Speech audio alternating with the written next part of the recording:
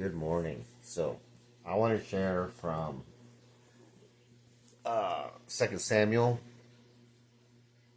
I'm going to read from chapter 22, and it's going to be verses 2 and 3. Let's go ahead and go 1, 2, and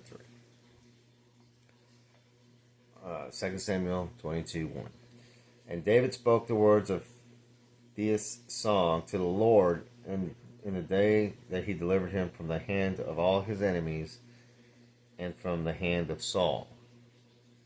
He said, "The Lord is my rock and my fortress and my deliverer, my God, my rock, in whom I take refuge, my shield and the horn of my salvation, my stronghold and my refuge. My Savior, you save me from violence." Total praise to God from David. Because David essentially had a very small army compared to what Saul had. And by every right, you would have thought that Saul would have been able to wipe David out. But Saul wasn't able to do it because God had left Saul when Saul sinned against God. And then Saul further compounded things when he started going after David, who God had anointed to be the next king of Israel.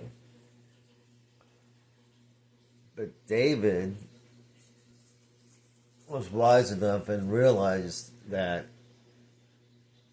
God was the one who kept him safe, who protected him, who kept him from, as he said, from violence, from harm. And he is directly telling God that he's his rock, his refuge, his deliverer, his salvation.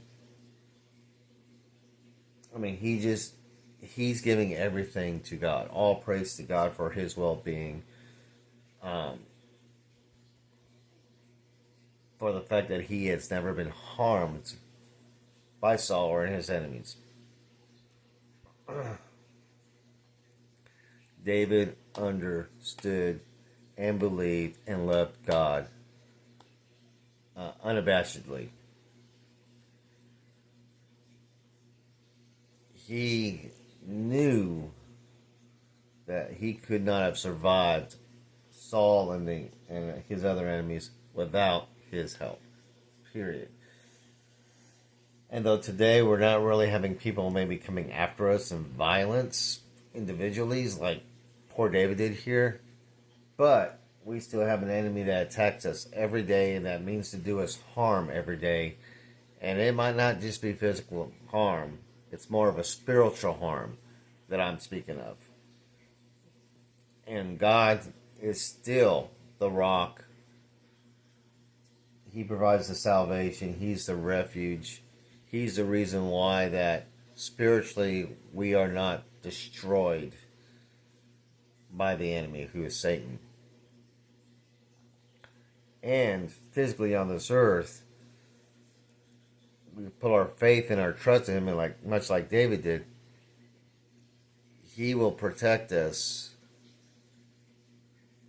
according to his will.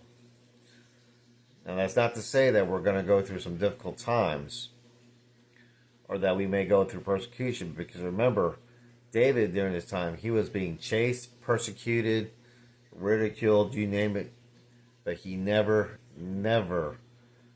wavered in his faith to God to see him through, to protect him, and to get him out of a bad situation. We need to be like David. We need to have the faith that David had, knowing that our God is going to see us through the things that are set before us, and also to realize that those things set before us that we have to go through according to his will is to make us that more dependent upon him, make us stronger in our faith with him, and bring out our praise and our recognition and our love for Him, it's all about God. And we're a part in God's plan.